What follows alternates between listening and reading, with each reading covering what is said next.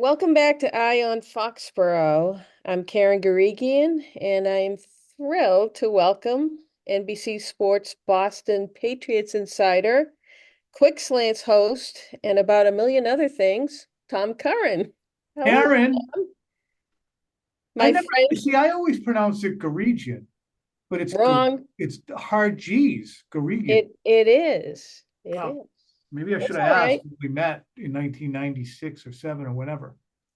Yeah, we've been around a while. We have, kid. Tell me, God, we saw a game.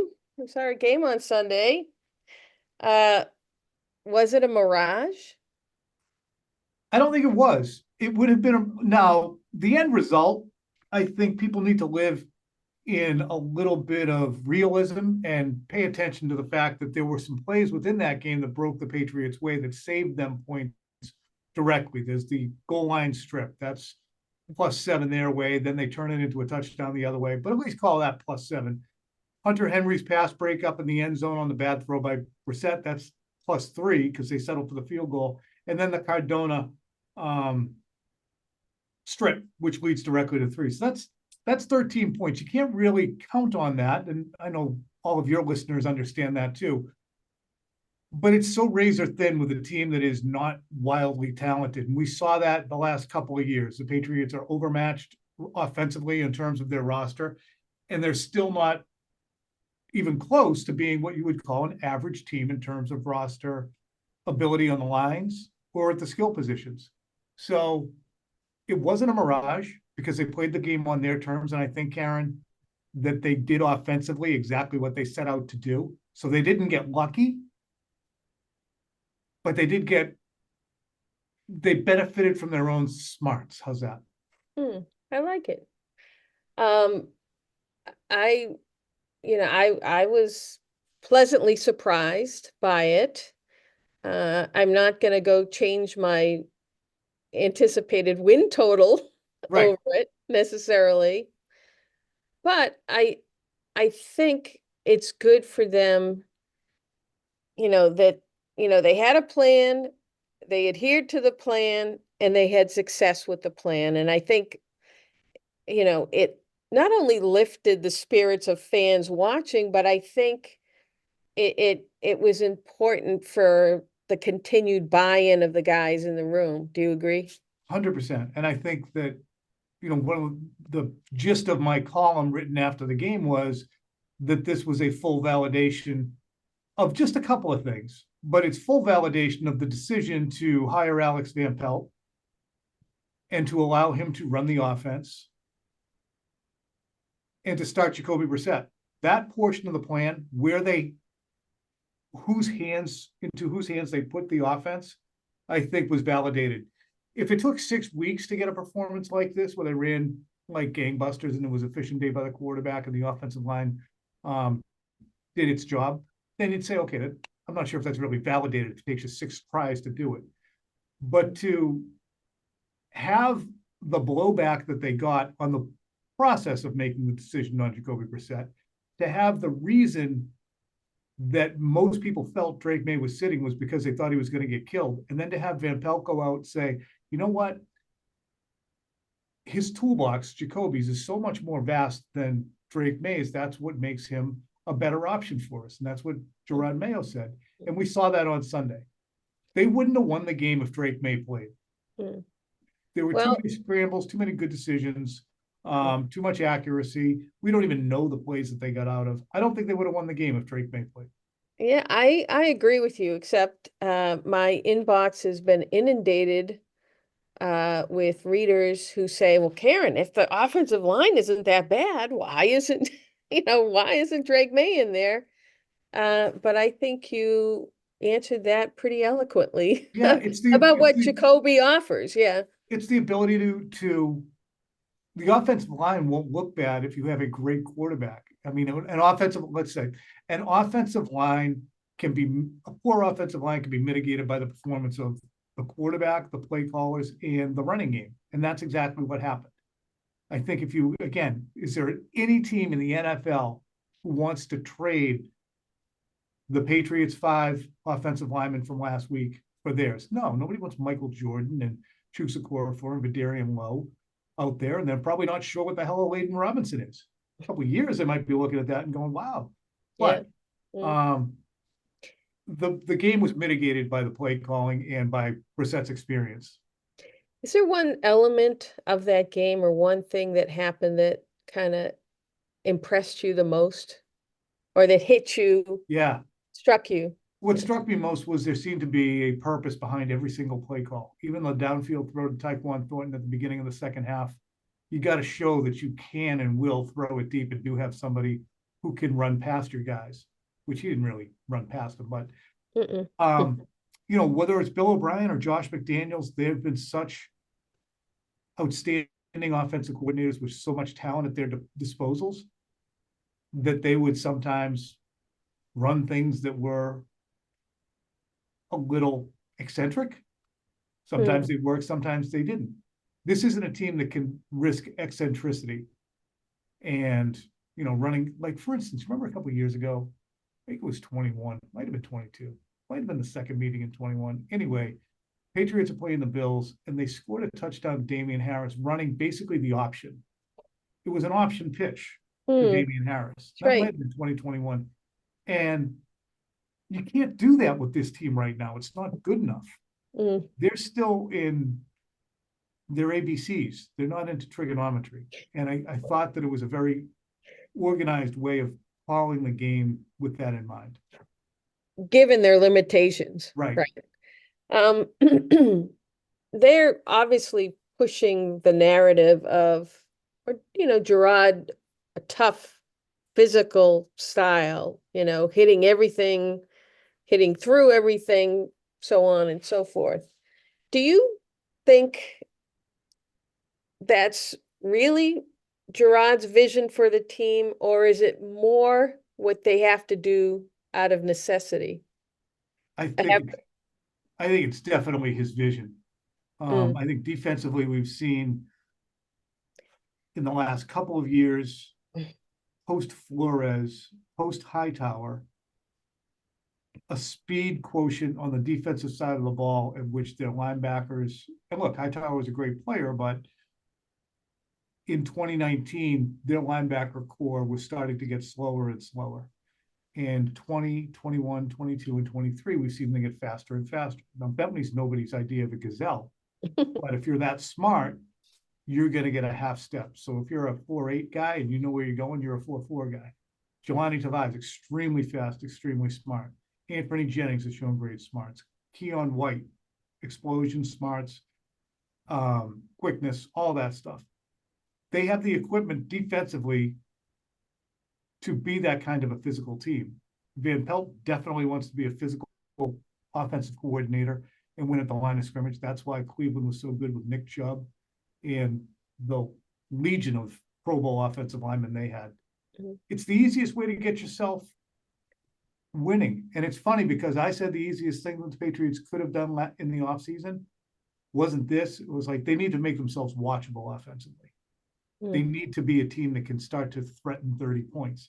Well, they're not going to be that, but they're going to do this effectively, and it actually makes it a little compelling. I'd still like to see 30, though. The defense in me watching, I wasn't there. I'll admit that. I watched on TV, but to me, it seemed like, while you talked about their linebackers not necessarily being speed guys, I thought they played fast. They did. I thought that they got to the ball or the ball carrier, and I don't know if that was more preparedness or they're actually, foot fast or speedier. I think they're experienced in the system. Covington is the new DC, but he's been there forever. Brian Belichick's, coaching two extremely experienced safeties who might be the best tandem, or one of the best tandems in the league at the safety position. So Brian's been here. Mayo's, it's all Bill's blueprint. So what I think is important to kind of connect the dots on is what we saw Sunday was an unbelievably sound tackling performance by a Patriots team that did have a very difficult camp physically, that did tackle to the ground in camp, that hit early and often, that practiced for 2 hours every day, and that credited its conditioning after the game for a lot of their success. So they were schooled in tackling. They understand that they need to get people on the ground. They did that. And you can look around the NFL, as simple as that sounds, and you can find play after play in which you have inefficient tackling technique used and guys looking bad because they're arm tackling, out of position, not breaking down, not using leverage, not using the sidelines. And the Patriots, I just thought, were brilliant at getting people to the ground. Is this style sustainable? Defensively, certainly. Offensively, it's sustainable if you stay ahead.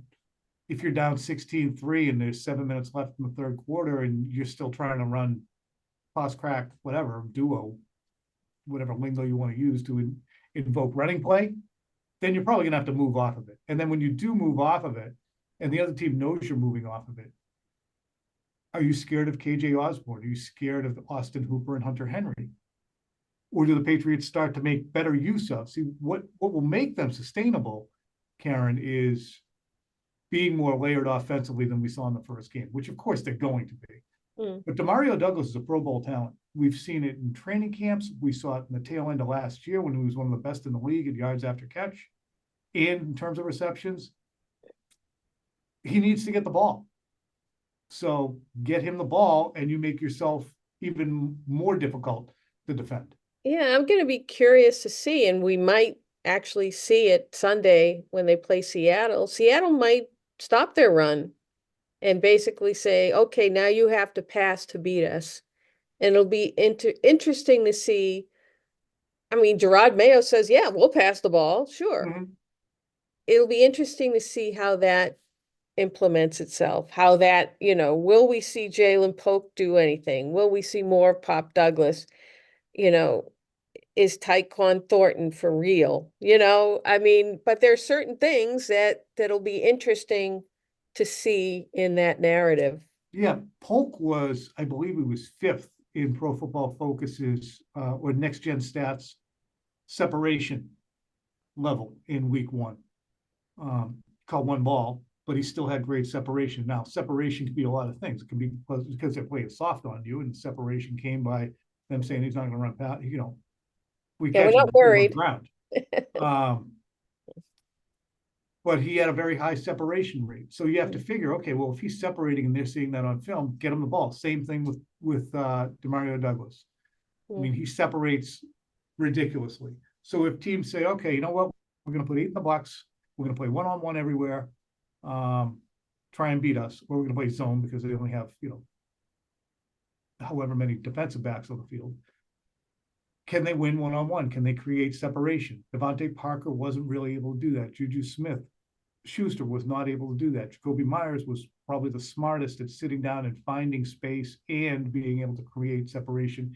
Even though he was a 4-6 guy, he's not here. So who's their separator?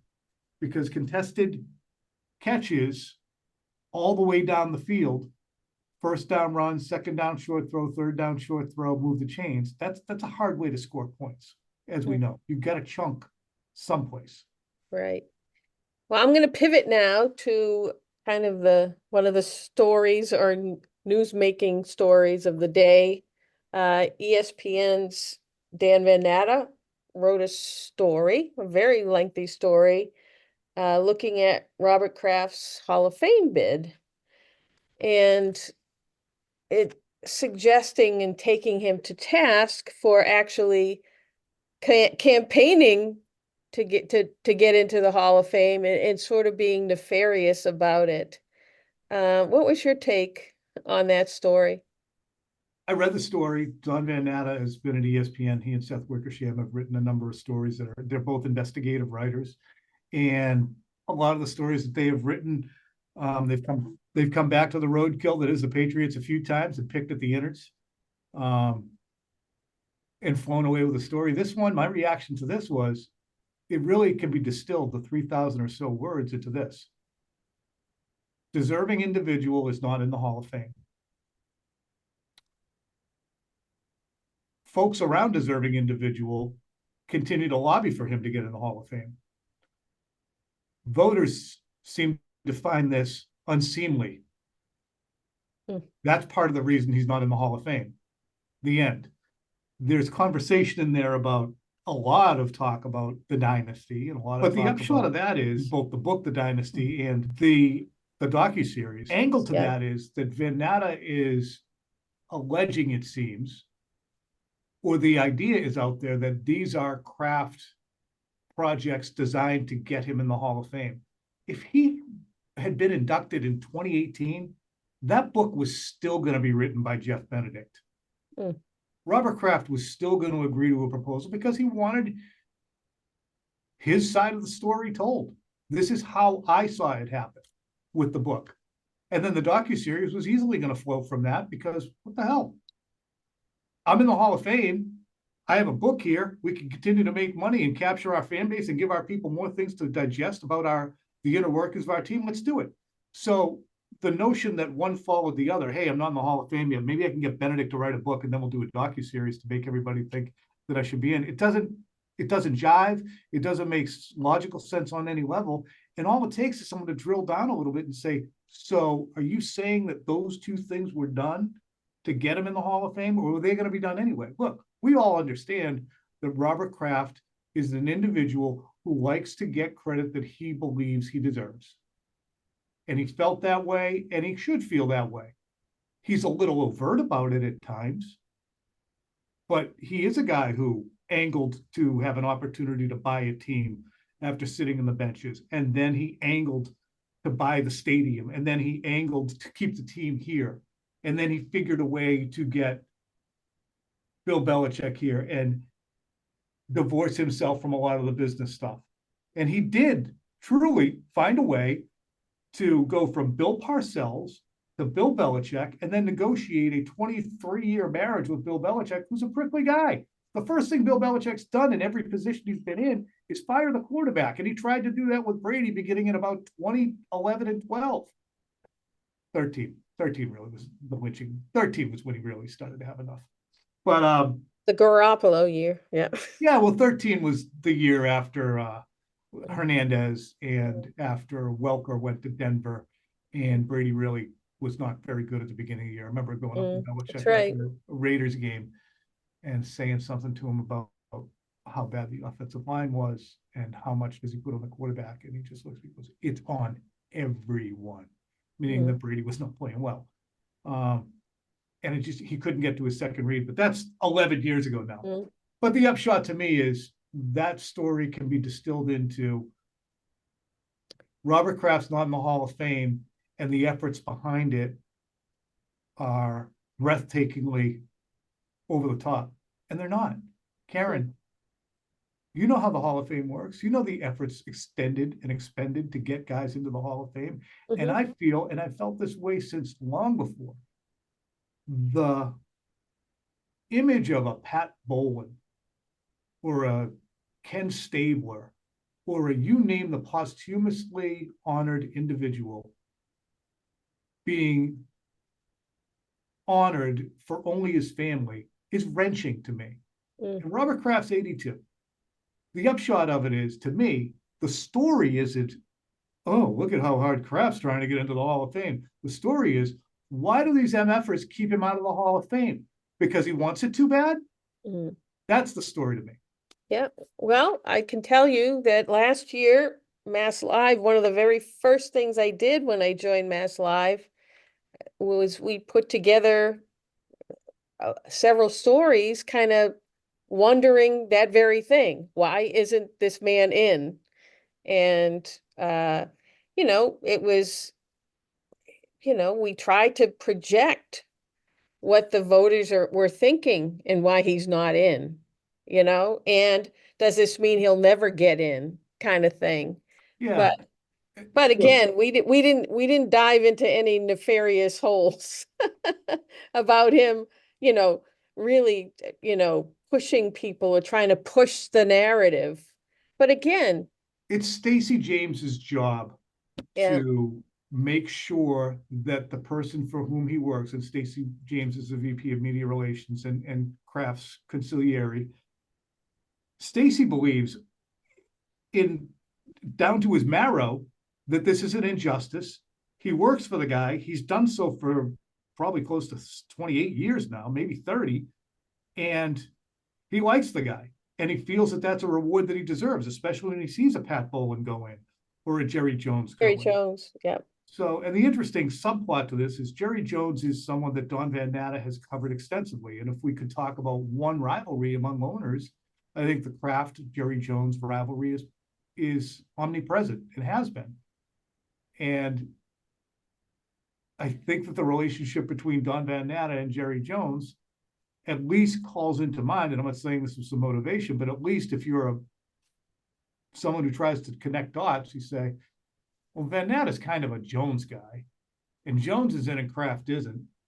And if anything's going to agitate Robert Kraft, it's to have a story written about how Jerry's in and Robert isn't.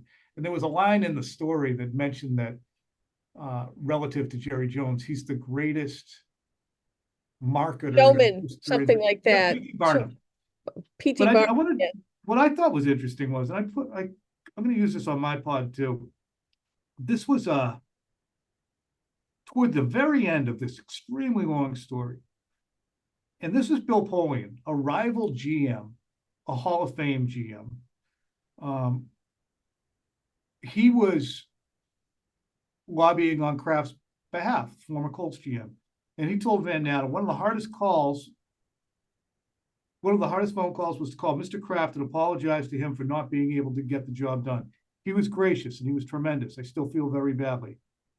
Sal Paolantonio, I feel sad, a longtime Hall of Fame voter, Sellers. Kraft deserves to be in the Hall of Fame, in my view, and he should have gone in a long time ago.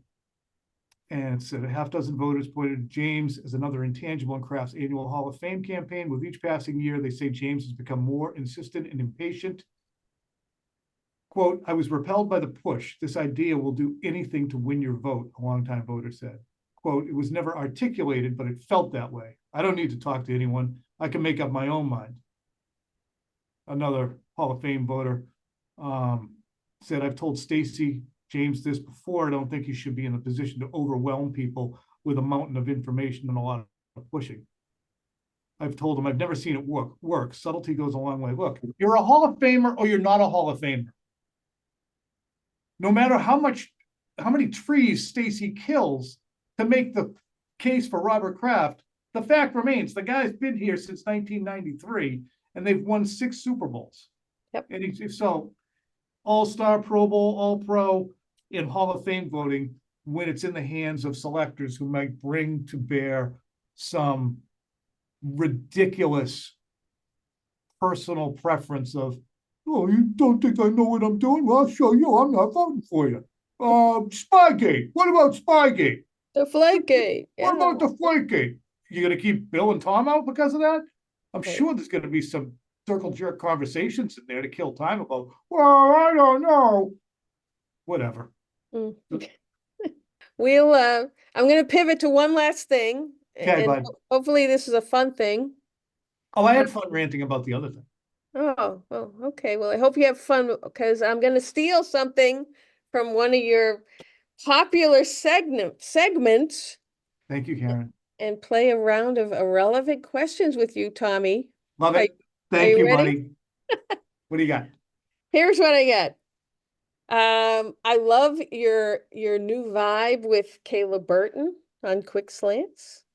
But I'm curious, do you have a favorite all-time co-host? Because you've had quite a few. I have. See, we had Mary Paletti first, then we went to Kay Adams, then we went to Mayo, then we went to Devin, then we went to Devin and Jason, then we went to Kyle Van Noy, then we went to Mego, and now we have Kayla. That's a lot, Tommy. It is a lot, and I love them all. They're like kids. But, that firstborn there, Mary, was unbelievable. I mean, we didn't even know what the concept of the show was. It was so ridiculous. We did skits every week. She had just started. She was only a writer. She had no intention of being on TV. And she just really embraced a very strange concept. Loved working with Mary. Loved working with Kay. Kay is so friggin' talented. and smooth and energetic that she was impossible to not enjoy. And the amount that I learned from Mayo and the amount I learned from Devin, and to see them succeeding post football past, our grab ass show is just tremendous. And Mego and Kayla are just Mego's, I've said this before, during the pandemic, the best journalist in New England during the pandemic was Meg Ottolini for the Herald. She was out doing guerrilla backpack journalism on a regular basis, covering news, covering sports, shooting her own stuff, posting it on digital, writing stories, and she's a very talented person. Being a former Heraldite, I can second that notion. Question number 2. Speaking of gorilla backpacks, what's the craziest thing you've done for a story? Oh, it's great. I, in 1995, fought in Rutland, Vermont in a tough man contest. You? I did. Ooh. I did. So basically, the Barstool has the Rough and Rowdy. Basically the same thing. It was a tough man contest in Rutland, Vermont. And I did it for a story and wrote a first person story off of it. Won my first fight against a guy who was called The Animal. I think he might have been a little tipsy when he got into the ring. He got beaten. And then the next night, I still have a videotape of it. I fought a guy from New Hampshire, a house painter named Dynamite Tommy DeRosa. I mean, it was big. They don't have a lot going on up in Rutland. The armory was banged out. And I'll never forget the guy's name was Johnny Boz, who was kind of actually a kind of famous promoter. He was up there for it. He goes, "The sports writer is in the ring. He's doing this for a story. Tom Nappy Time Curran." That was my nickname, was Nappy Time. So I'll show you the video sometime. I can't wait to see it. I'm sure we have a whole bunch of stories. There might be a book in that for someone. Don't you think? Like How about your all-time favorite athlete to interview? Brady was the best for a lot of reasons, because he was engaging, because he was deep, because he was so accomplished. Ty Law was the funniest by far, and the one who I probably had my first best relationship with. So Brady and Ty Law.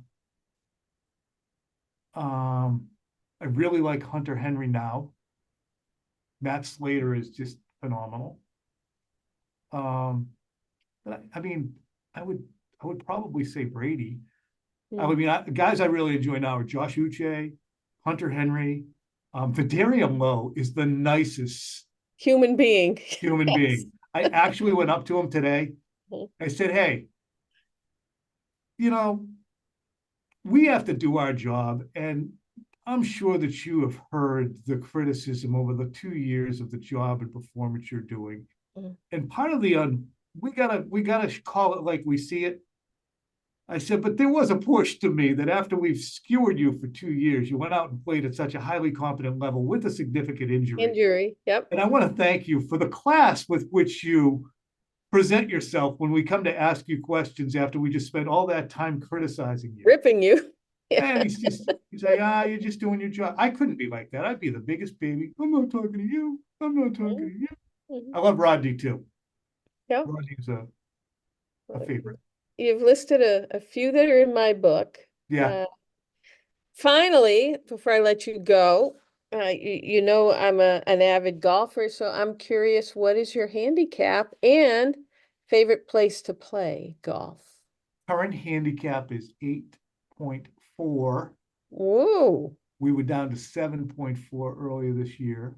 Ooh. A couple of my low scores fell off.